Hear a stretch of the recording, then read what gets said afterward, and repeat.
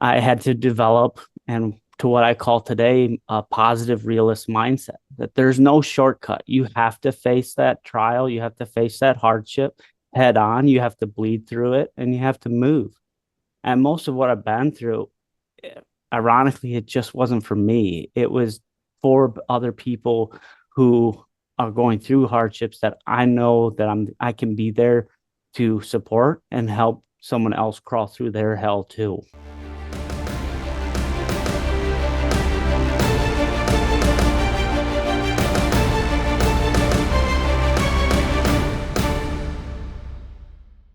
Guys, welcome to Keep On Pushing Story, the podcast where we tell real life stories of people who have found a way to push past their obstacles. Yes, we take a deep dive into the mindset of people who don't settle and don't allow life inevitable events to control them and stop them.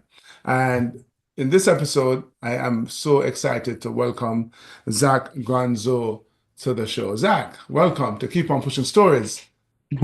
Thank you, Mr. Harris, for the invite and for helping give me the opportunity to share my story. Yeah, man, absolutely. Great to have you. So, we always start, Zach, with asking our guests what it is that they do. What do you do? How do you serve? So, You bring value to the lives of others. so what I do is I enrich lives of those who I serve, both at work and at home. I work with three main groups as a safety professional for Mobile Track Solutions.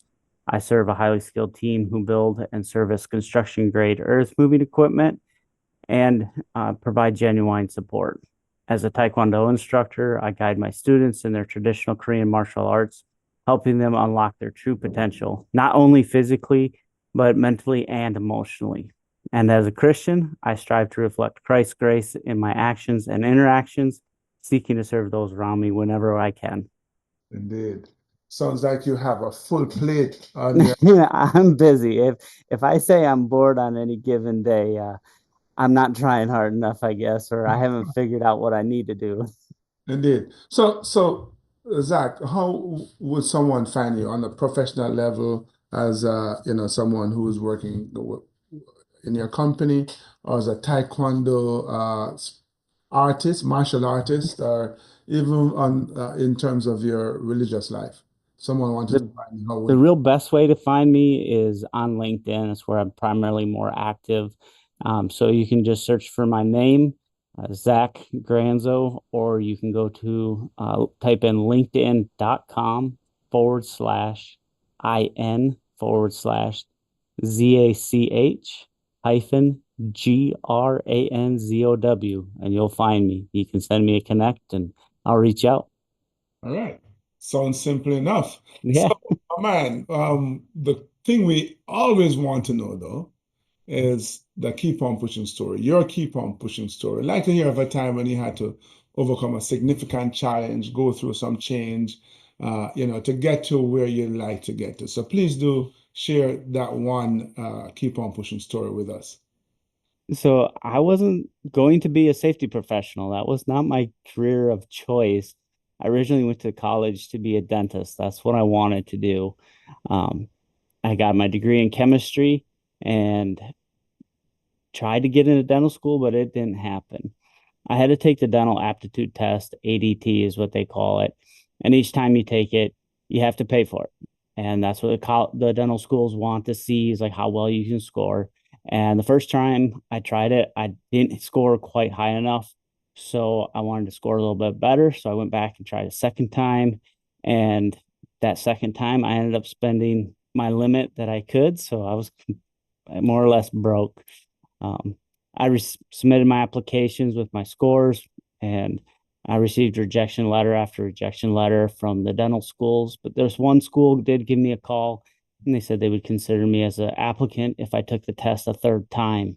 I told them I spent all that I could, but I would take out a loan for the next time for that third opportunity if they would tell me what score I needed to have to guarantee a spot at their school.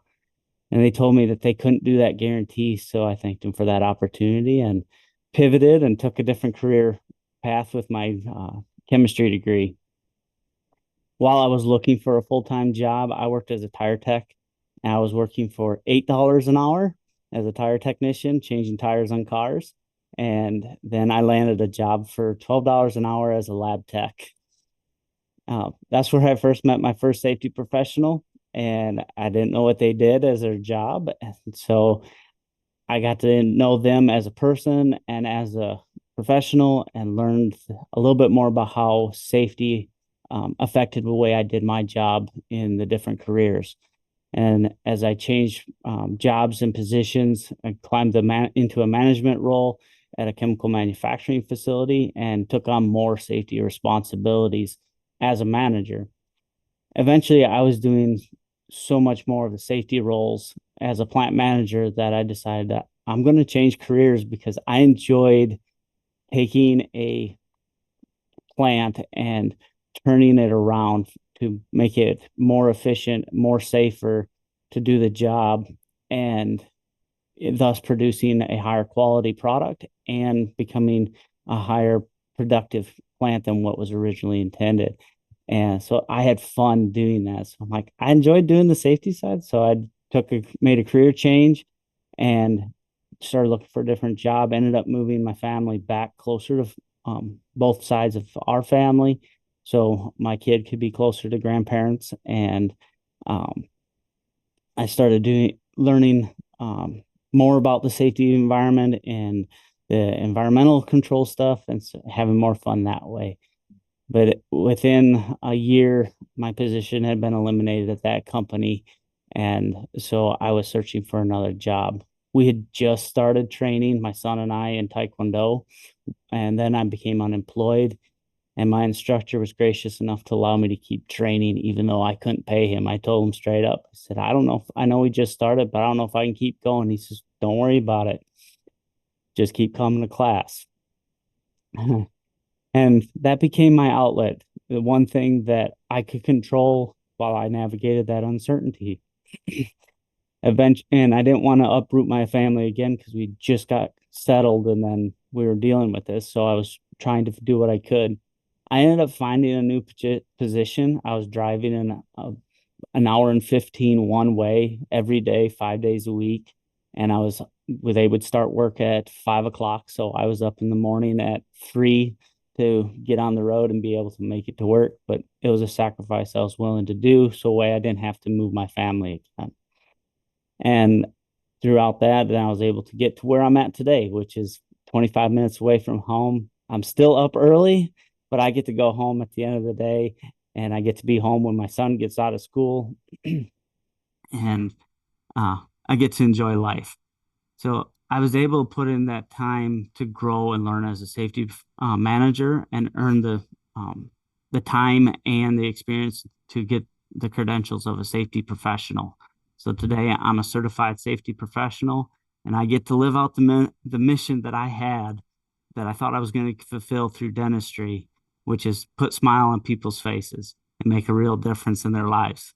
I discovered a career where I get to have fun every day. And people ask me, like, what do you do? And I say, I get to go to work and have fun every day. And they think I'm being facetious, but it's real because it doesn't feel like I'm working because it's my passion. And I get to interact with individuals and help not only make their life better at work, but also have an impact on their life outside of work. Yeah, I can imagine how disappointed, frustrated you must have been when you were not going to make it to dental school. Yeah, it was disappointing, but that was why I went to school to get a degree in biochemistry. Was, well, if I don't make it, what else can I do? How can I pivot in this regard? I mean, I wanted to be in the Navy too. That was had it all planned out. I was going to graduate with my biochemistry degree.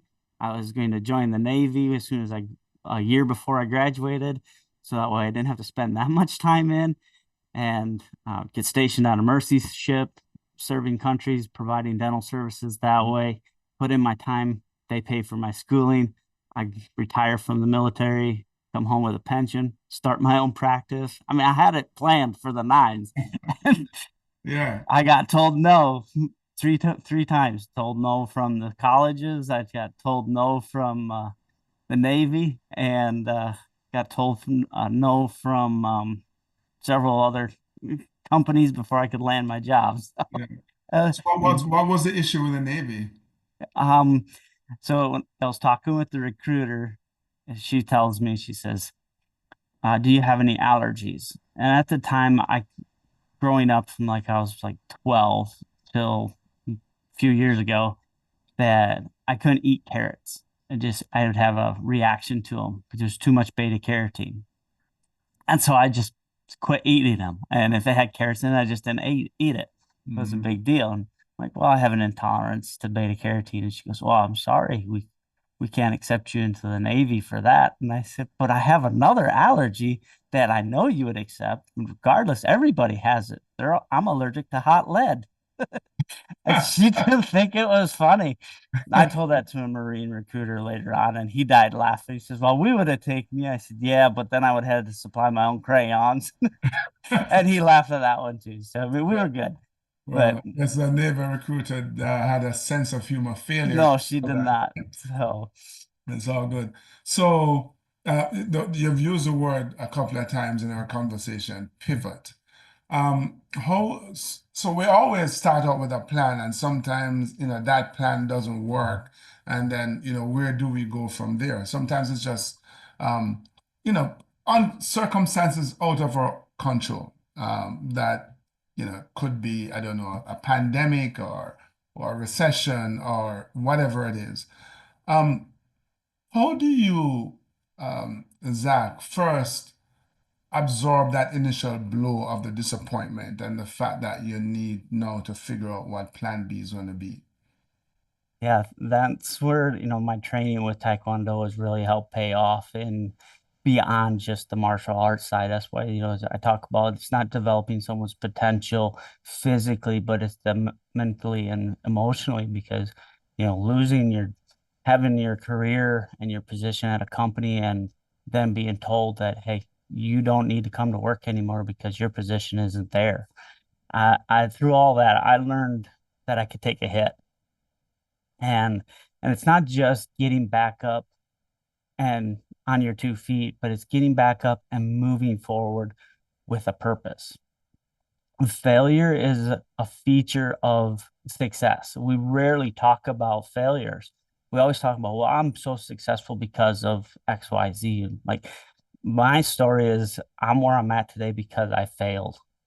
And I've learned to embrace those hardships. And I had to develop and to what I call today a positive realist mindset that there's no shortcut. You have to face that trial, you have to face that hardship head on, you have to bleed through it, and you have to move. And most of what I've been through, ironically, it just wasn't for me. It was for other people who are going through hardships that I know that I can be there to support and help someone else crawl through their hell too. Pessimistics, and I'm kind of playing on the words here, pessimist, but you put mystic behind it because pessimistic and optimistic, they believe in magic. Life will automatically get worse or better without any of their own input or any input from someone else. Most people who would claim that they're a realist are really saying they're a negative realist, which doesn't exist. They're just a pessimist in disguise. So, why positive realist? Well, the one thing aspect about realists is that we don't sugarcoat the reality that you're going through or that I'm going through. We can't ignore the challenges that we're facing, but we hit them head on. And we know that regardless of what our input is, we're going to learn from it. And we're going to acknowledge that failure that we may experience doesn't define us who we are as a person. We define what that failure is. We tend to get hung up on these failures and we start thinking that it's me as the failure when it's not that. It's the opportunity we're facing in. And when we fail, we have the opportunity to start again with the experience we didn't have before. We now have a little bit more information and we can change our outcome based off of that information. And that's where that pivot comes into play. And Mhm. I don't know who needs to hear this on your podcast, but there's somebody who's listening. Indeed. So, Your latest what was attempt, that? What was that term you used again? oh, Pessimist, pessimistic, a positive realist or or a positive realist? pessimistic? Yeah, positive realist. I Positive absolutely realist, love that. yes. Because you're right, though, that some people sit back waiting or expecting that, everything is going to be flowers and rainbows, and not realizing, and what I'm hearing from you is that you you get punched in the gut, so to speak, but you have to get up. You have to push yourself off the mat and start moving your feet. Yep. Um, but more importantly, or just as importantly, what I also heard was, hey, this challenge that I'm going through, surely there's a lesson in there for me, because I'm going through it. But more importantly, you have now a lesson, a philosophy that you can pass on to others to help them on their journey. Was I hearing you correctly? Yes, yes. Indeed. So, you had to pivot. You had to pivot from going to dental school. You had to pivot from the Navy because the recruiter didn't like your joke. Um, you found you did, which is actually quite interesting as well, because here it is that you're supposed to be in dental school, but because none of that worked out, you now have to do what some people would call menial jobs, right? Yep. Um, um, there's some people, Zach, who again find themselves on a rough patch, but should I say refuse or just find it difficult to go, you know what, I'm going to go work as a tire guy over here. What message do you have for those kinds of people? So if you just went through a situation that you can't see where to go to do something and you're beating yourself up, that you're starting to look at it and going, well, I'm in this position because of me as an individual. You gotta stop right there.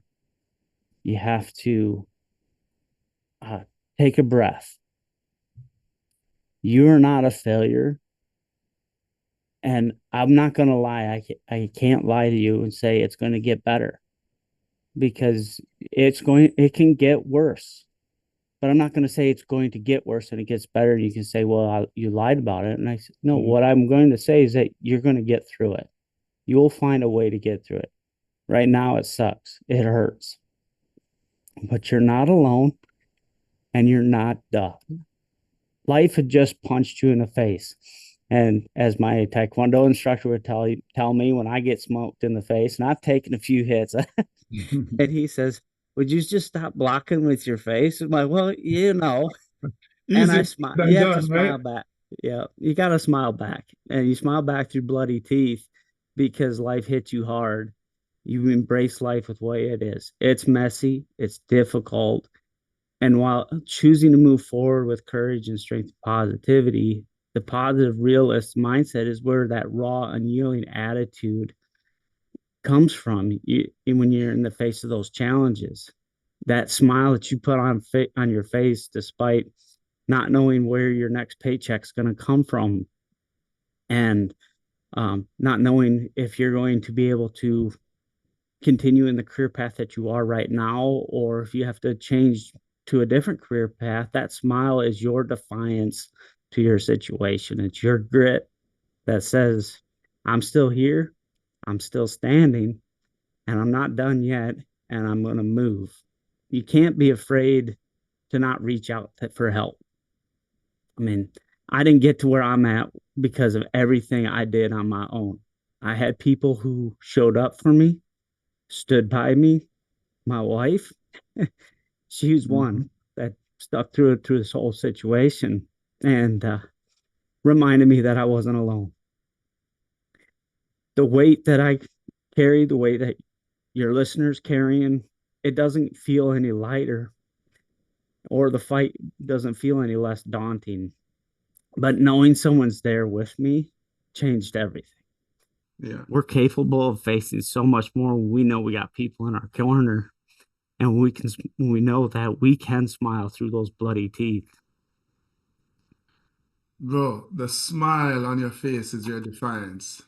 Wow, I love that. I absolutely love that because it's so true. You know, you're saying to life, yeah, you can punch me in the teeth as hard as you like, but I'm gonna take it, I'm gonna feel it, I'm gonna smile because that smile um really changes your whole body chemistry, doesn't it? It does. The attitude, yeah, it's almost like you are expressing gratitude for the rest of your body that's not bloody, and not allowing yourself to become overwhelmed by the one piece that in your life that's not working.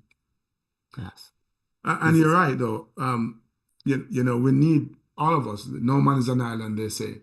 All of us need other people in our corners. And when it gets tough, you know, and we talk about resilience a lot. People think that resilience is just about what they are able to do themselves, but they sometimes forget that just having someone in your corner, having a shoulder to lean on, or someone to vent, or just to listen to you makes all the difference. and you can't really see it through my headset. Maybe you can if I pull my ear off. I got big ears, and that's what I tell everybody. I say, I got big ears. God gave me them for a reason, so Yeah. I can listen to you. So if anybody needs someone to listen to, 'cause I think that's the biggest thing is that in today's societies, today's culture, so we tend to feel alone. We got social media, but we're looking at a screen, and a screen doesn't listen. Somebody listens, and we've kind of forgotten how to listen and not just hear somebody talking, but listening to what they're going through, what they're dealing with, that that raw emotion that is affecting them.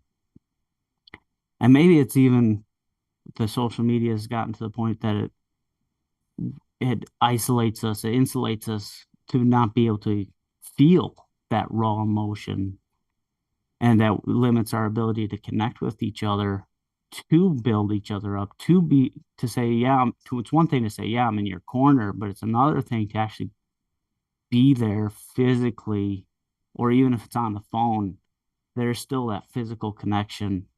Um, Even like talking where we are now, there's a physical connection that we all need. And that's where when I go into a sparring ring and I know I got people yelling at me and supporting me and telling me, hey, watch his punch, watch his kick, and stop blocking with your face, will you? It's okay, yeah, I know I can do this. I can take this on, and that defiance of smiling back at whatever challenges your opponent, it's unnerving for the recipient because, well, I hit them with everything I got and they're smiling at me. That says something. So when life hits you that way and you smile back, life's gonna get scared. And Hmm. maybe it's gonna drop its guard and give you the opportunity that you need to have that breakthrough. Indeed. What would you say are a couple of the biggest lessons you have taken away from this experience where you have had to pivot multiple times during your life? The, my biggest takeaway from these experiences is that, yeah, I had a plan, but because that plan didn't work, it failed. It completely fell apart. I've gotten to meet some amazing people, people I never even dreamed of having interactions with. I mean, I'm sitting here on a podcast with Devon Harris, the Jamaican bobsledder, and you know, we met back in I think it was 2022 when you came to ASSP Safety Conference as a Yeah. keynote. And here I am sitting in the audience, completely blacked out, and I'm sure you couldn't see anybody's faces from the stage there. But I'm getting to hear somebody who went through circumstances and never seen snow and says we're going to be a bobsledder. The same thing. I never knew of safety professional as a career. In all of my schooling, there was never once talked about it. The amount of safety we talked about in chemistry was put your goggles on, wear gloves when handling chemicals, have closed-toed shoes on, and don't eat the chemicals.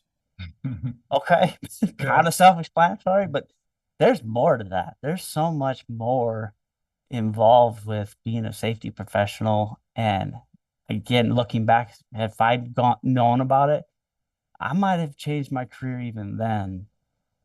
But if I did change, I wouldn't be sitting here today. I'd be in a different position. And so looking at my life experiences is the biggest thing is that what happened put me here. Now, what is going to change is what I do here changes where I'm going to go. And just because I struggled to get here doesn't mean that somebody else coming up behind me, alongside me, with their own struggles has to struggle because I want them to get through their struggle faster than it took me to get there. Because Mm, then we're side by side and we're blazing a whole new trail for the next generation.